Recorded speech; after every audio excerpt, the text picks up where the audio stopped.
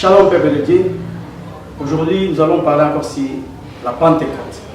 Nous allons lire la Bible. Les jours de la Pentecôte, ils étaient tous ensemble. Actes des Apôtres, chapitre 2, versets 1 à 4. Ils étaient tous ensemble dans les mêmes lieux. Tout à coup, il vint du ciel un bruit comme celui d'un vent impétueux. Et il remplit toute la maison où ils étaient assis. Des langues semblables à des langues de feu. L'air apparut, séparés les uns des autres, et se posèrent sur chacun d'eux. Et ils furent tous remplis du Saint-Esprit, et ils se mirent à parler en d'autres langues, selon que l'Esprit leur donnait de s'exprimer. Prions le Seigneur, Dieu notre Père Céleste, nous disons merci pour cette opportunité. Bénis ta parole, bénis les auditeurs, tout pour ta gloire. Au nom de Jésus-Christ, nous prions ainsi. Amen. Aujourd'hui, nous allons parler aussi de la Pentecôte. Selon la Bible, quand Dieu avait créé l'homme, Dieu avait une pensée pour l'homme.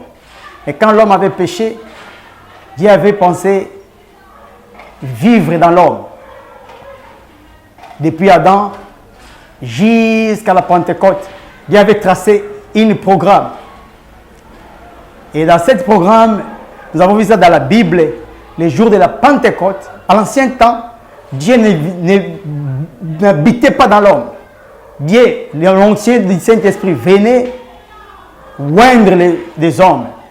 Mais c'est pour la première fois que le Saint-Esprit était descendu dans l'homme. C'était le jour de la Pentecôte. C'était l'inauguration de l'Église. Après la mort et la résurrection et l'ensevelissement du Seigneur Jésus-Christ, il avait promis aux apôtres, il avait dit d'attendre. Il avait dit à ses disciples d'attendre. Jésus, quand il était sur la terre, il a prêché pendant 3 ans et demi. Ils étaient ensemble avec les disciples. Mais aucun d'eux n'avait le Saint-Esprit. Et après sa mort, après sa résurrection, il avait promis à l'Église, il enverra le Saint-Esprit. Et les jours de la Pentecôte, les disciples, ils étaient dans la chambre haute. La Bible dit, tout à coup, ils ont vu comme le bruit d'un vent impétueux. Le Saint-Esprit était descendu et là où ils étaient. Et notre grande question, est-ce que la Pentecôte est déjà terminée ou la Pentecôte doit demeurer dans l'église ou la Pentecôte est comme déjà histoire Yakala ou la Pentecôte est comme histoire l'église, il y a combo.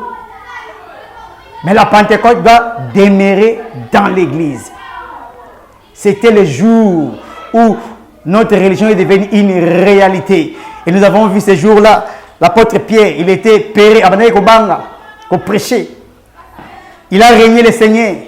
Mais après avoir reçu le Saint-Esprit, la Bible dit, le Saint-Esprit lui avait donné du courage. Nous avons vu l'apôtre Pierre avec les autres disciples. Ils ont sorti dans la rue. Ils ont commencé à prêcher la parole avec la puissance du Saint-Esprit, la démonstration. C'était une église en feu. Et c'est cette église-là que Jésus avait promis, je m'en vais, je reviendrai. Jésus avait promis, il viendra prendre son église. Quelle église? C'était l'église primitive. Cette église-là qu'il avait laissée, c'est la même église que Jésus viendra prendre. Il ne viendra pas prendre une autre église. Il viendra prendre les mêmes églises qu'il avait laissées. L'église primitive, l'église des apôtres. Et nous, aujourd'hui, sommes la continuité des apôtres. Donc l'église aujourd'hui, nous ne pouvons pas avoir une autre église. Il faut la continuité de la même église. L'âge apostolique. C'est pourquoi au cours des âges, les Gélèques, les Gazam, les Asiles, ils ont entré dans l'église. Ils ont détruit l'église du Dieu vivant. Ils ont mis des fausses doctrines. Ils ont mis des formes, des choses qui n'est pas dans la parole. L'église est comme froid, maligne.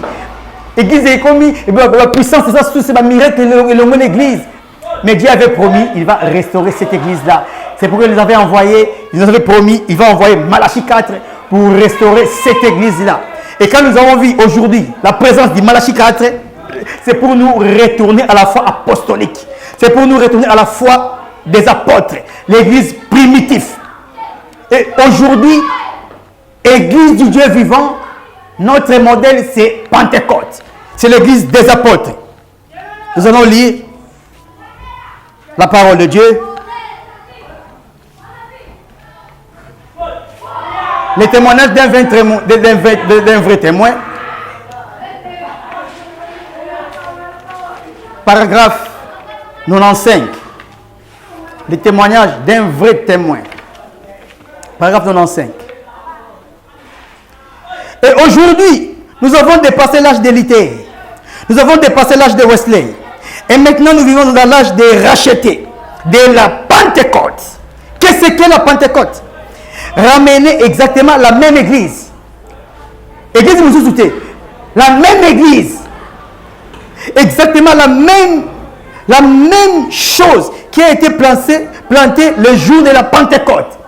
Aujourd'hui, Malachie 4 est venu pour nous ramener à la même église. Pas une autre chose. Exactement la même chose qui a été plantée le jour de la Pentecôte. La nature elle-même entend témoignage. Tout ce qu'elle entend, elle rend témoignage de la mort et de l'ensevelissement et de la résurrection de Christ.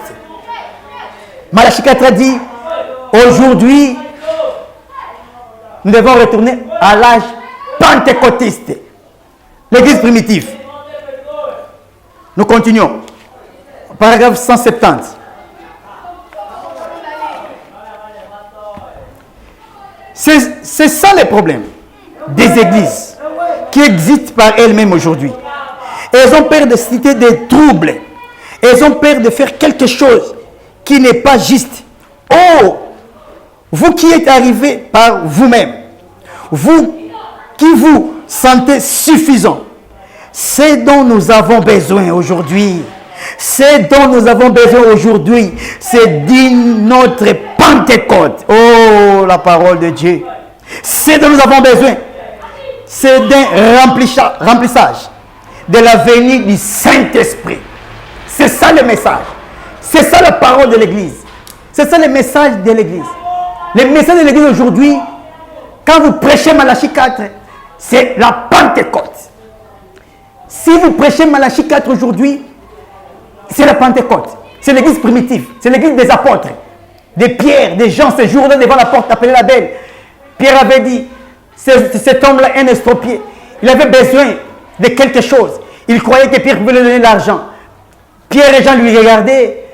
Pierre avait dit, je n'avais ni or ni argent, mais ce que j'ai, je te le donne. Au nom de Jésus-Christ, lève-toi et marche. Et cet estropié-là était debout. Ils étaient guéris. Pourquoi? Il avait la puissance de la Pentecôte dans l'église. Et cette église-là que Dieu avait promis aujourd'hui, chers prédicateurs, croyants, chrétiens, aujourd'hui notre héritage, c'est la Pentecôte. Nous allons lire la parole de Dieu pour ne pas dire le pasteur, il a fabriqué sa prédication. Non. Notre prédication, c'est la Pentecôte. Nous allons parler sur la Pentecôte. Pentecôte, c'est une église. Et gros, c'est une église. Pentecôte aujourd'hui, si tu prêches de la Pentecôte, on dirait ça déjà passé. Or, la parole d'aujourd'hui, c'est la Pentecôte. Dieu avait envoyé William Marion Branham avec un message. Le premier message de William Marion Branham, c'est retourner à la foi apostolique. C'est restaurer l'église du Dieu vivant. C'est restaurer l'église. L'église là, les dénominationnels, les gazam, les asiles, les sauterelles ont dévoré. Et au cours des gens, l'église était morte, sans vie. Et Dieu avait promis Malachie 4 pour restaurer cette église-là. Quelle église? L'église primitive, l'église pentecôtiste. Pas l'église pentecôtiste organisation. La Pentecôte, ce n'est pas une organisation. La Pentecôte, c'est l'expérience du Saint-Esprit dans des individus. Quand on parle de la Pentecôte, ne croyez pas que la Pentecôte signifie avoir des églises. Non. Pentecôte, c'est tout.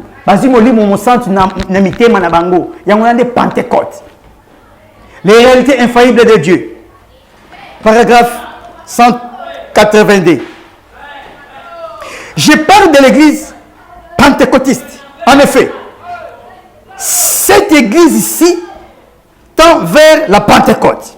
Il ne s'agit pas d'une organisation pentecôtiste. Non. Organisation pentecôtiste. Non. Nous n'appartenons à aucune organisation. Nous n'en avons jamais eu l'intention. Nous appartenons à Christ. C'est exact. Et la Pentecôte n'est pas donc pas une organisation. La Pentecôte est une organisation. C'est une église. C'est une expérience. La Pentecôte est une expérience que les gens reçoivent. Les méthodistes la reçoivent. Les catholiques la reçoivent. Les baptistes la reçoivent. N'importe qui peut les recevoir. Et c'est une expérience. Les gens du message doivent recevoir le Saint-Esprit.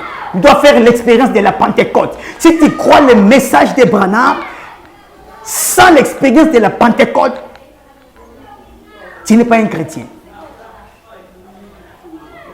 Et des milliers de gens qui se disent pentecôtistes ne savent même pas quel est le premier message de la Pentecôte. Mais quel est le message de la Pentecôte? Avant que le pouvoir bien commence, vous devez d'abord être sur les bons fondements. Les bons fondements de l'église, c'est l'église primitive. Il faut avoir les bons fondements. Même pour bien prêcher le message des Branham, il faut avoir les bons fondements. Le fondement, c'est la Pentecôte. Première mission, il y a prophète Branham, restaurer l'église primitive. Et la deuxième mission du prophète Branham, c'est l'ouverture des 7 sceaux d'Apocalypse 10. Des grands mystères, des mystères. Mais aujourd'hui, tu ne peux pas prêcher des mystères sans la Pentecôte. Le mystère, c'est un chapeau. Et la Pentecôte, c'est les habits. Avant que tu puisses sortir, aller au fait, il faut bien habiller d'abord. Ton monde est moutou, à moutakala. Mais ce chapeau or ati à ce tambola nango. Tu es un fou, bah on sait qu'on a balabala. C'est la même chose qui se passe aujourd'hui. Le message de Branham, c'est le couron d'or. Mais il faut d'abord que les gens s'habillent. Il faut bolata bilamba. Bilamba aujourd'hui, c'est le baptême du Saint-Esprit. Le baptême du Saint-Esprit, c'est la Pentecôte dans l'église. Deuxième mission du prophète. Première, c'est la Pentecôte, la restauration de l'église. Le Saint-Esprit dans l'église. Après avoir terminé, il a prêché maintenant l'ouverture des 7 sceaux. Les 7 sceaux, c'est les placements. Les 7 sceaux, c'est l'homme qui prend les gens du Saint-Esprit et qui les place dans l'adoption. L'ouverture des 7 sceaux, Apocalypse 10. Avant de prêcher l'Apocalypse 10, d'abord il faut la Pentecôte dans l'église. Il faut restaurer l'église primitive. C'est ça la mission du prophète.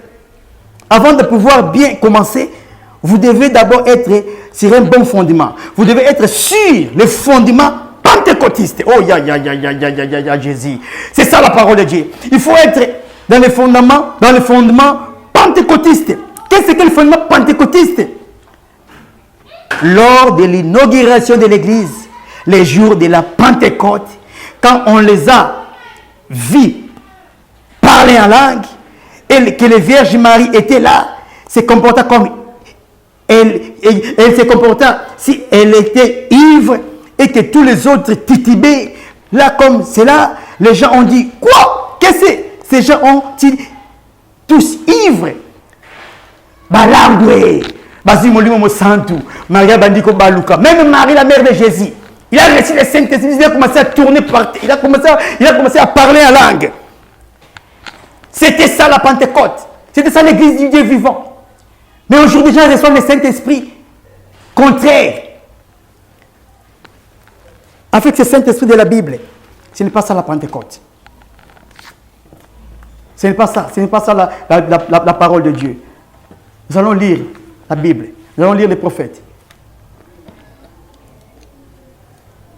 Les actes du Saint-Esprit. Paragraphe 67. Le même Saint-Esprit qui est tombé le jour de la Pentecôte est le même Saint-Esprit aujourd'hui. Les actes du Saint-Esprit, paragraphe 67. Le même Saint-Esprit qui était tombé le jour de la Pentecôte est le même Saint-Esprit aujourd'hui. Je vais bien accepter qu'il a été piétiné, qu'on s'est moqué de lui, qu'il a été mal interprété, mal représentés et tout le reste, comme cela. C'est seulement le diable en train d'imiter. Mais il existe le baptême du Saint-Esprit, le véritable et authentique, avec la puissance, des dons dans l'église, de parler en langue, des dons de prophétie, la guérison divine, la puissance de l'église. C'est ça la Pentecôte. Oh Jésus, le véritable et authentique, qui produit les mêmes résultats qu'ils eurent les jours de la Pentecôte. Les mêmes résultats, mon frère. Les mêmes résultats. Oh, mon cher père, pasteur, quand tu commences ton église, quand tu commences ton œuvre, il faut qu'il y ait avoir les mêmes résultats qu'en Orient. Les mêmes résultats que l'église primitive, l'église des apôtres. Sans les résultats, ce n'est pas ça l'église du Dieu vivant. C'est le prophète, c'est la parole de Dieu. Et aujourd'hui, nous avons besoin de la Pentecôte. Il faut retourner à l'âge primitif. Il faut retourner à l'âge des apôtres. Aïe, aïe, aïe, aïe, aïe, aïe, aïe. L'évangélisation au temps de la fin. Paragraphe 5 et 7. Aïe, aïe, aïe, aïe, aïe, aïe. Si les gens pouvaient seulement voir cela aujourd'hui, alors ils sauraient dans quel jour nous vivons. Ils verraient que c'est la promesse de Dieu pour ces jours. Dieu a dit qu'il en serait ainsi. Il n'y a rien qui n'aille pas. La grande horloge de Dieu indique exactement l'heure juste. Et même d'après la science, il est minuit moins 3. Donc, vous voyez, les coups peuvent retentir à tout moment. Et cela fait 2 ou 3 ans plus tard qu'ils ont dit cela. Voyez-vous, nous sommes au temps de la fin. Mais, voyez-vous, nous avons changé la dispensation du vieil âge de l'Église d'autrefois. Lors de ces jours sombres, où il fallait juste adhérer à l'Église et mettre son nom dans les registres, jusqu'au moment où la lumière du soir, la restauration, le nouveau retour du Saint-Esprit sur la terre, une nouvelle Pentecôte, aïe, aïe, aïe, aïe, aïe, aïe, aïe, aïe, aïe, aïe, aïe, aïe, une nouvelle Pentecôte, mon cher pasteur. Il faut prêcher la Pentecôte. Tout ministre qui ne prêche pas la Pentecôte, il ne prêche pas le message de Branham, il ne prêche pas Paul, il ne répète pas les apôtres. Aïe, aïe, aïe, aïe, aïe, aïe. La restauration, de nouveaux retours du Saint-Esprit sur la terre, une nouvelle Pentecôte, une autre signe, une autre chose devait se produire et les gens ne les croient pas. C'est ça la parole. C'est ça le message. Le message de l'Église aujourd'hui, c'est la Pentecôte. Malachie 4 est venu aujourd'hui pour nous ramener à l'âge primitif, à l'Église des apôtres. À l'Église des apôtres. Je crois que pour aujourd'hui, nous allons mettre fin ici, mais nous allons continuer cette prédication. Cette prédication, ça peut nous coûter même 6 mois. Et aussi la thé. La première partie, sur la Pentecôte. Nous allons parler encore sur la deuxième partie. Nous allons parler aussi de la troisième partie, 5e partie, 6e partie. Il y a beaucoup, plein de choses. Le plus grand message de l'Église, c'est la Pentecôte. La plus grande message, et un message, de mon côté, le message, il y a Pentecôte, une vitamine dans la parole de Dieu. Parce que la Pentecôte, c'est la fondation. La Pentecôte, c'est le pilier. La fondation, c'est la base. C'est pourquoi l'apôtre Paul a dit, j'ai construit comme un bon architecte. Et vous autres, vous allez construire, il faut rester là-bas. Il faut rester là-bas. Oh Jésus, il y a plein de choses ici. Je vous invite à s'abonner dans cette chaîne. Vous allez bien manger la parole de Dieu. Vous allez bien manger. Je vais terminer ici. Une dernière écriture. Oh Jésus. Abonnez-vous sur votre chaîne. Les sceaux de Pâques. Paragraphe 33. Paul, en établissant ses dons dans l'Église, 30 ans plus tard, a dit dans Galates 1, 8. Si un ange du ciel vous annonce un autre évangile, c'est caractère de celui qui est déjà reçu. Voyez que nous vous avons prêché qu'il soit anathème. L'apôtre Paul a dit, Ce qui ange nous soyez, même ange yalol aye côté à l'évangile nous en dehors l'évangile pour la terre à la mamabe. Apôtre Paul, même ange. Et toi, un ministre de la terre, et toi, un Mukongo Moulouba, si tu viens où tu voulais changer l'évangile. Yoka, apôtre Paul. Et je crois que la Pentecôte a commencé pour ne pas prendre fin. Oh Jésus. Les sceaux de Pâques, paragraphe 33. Je crois que la Pentecôte a commencé pour ne pas prendre fin. Je crois que c'est pour toute la création, tout le temps et partout. La Pentecôte doit toujours rester. Les bénédictions de la Pentecôte doivent être sur les gens. Or, qu'est-ce que cette bénédiction de Pentecôte? C'est une confirmation de la résurrection du Seigneur Jésus-Christ. Que le Seigneur Jésus-Christ vous bénisse, qu'il vous comble. Abonnez-vous dans cette chaîne. Vous allez bien manger la parole de Dieu. Vous allez bien manger la parole de Dieu. Nous sommes là pour vous. Si tu as des questions, posez-nous des questions. Envoie-nous des questions. Si tu as un problème, appelez-nous. Nous allons t'assister. Que le Seigneur vous bénisse richement. Sois béni au nom de Jésus-Christ. Amen. Abonnez-vous massivement sur votre chaîne Pente TV. Je suis votre humble serviteur de Dieu, le pasteur Garo Benjamin. Je suis là pour vous. Abonnez-vous massivement et vous ne serez pas déçus. Que Dieu vous bénisse.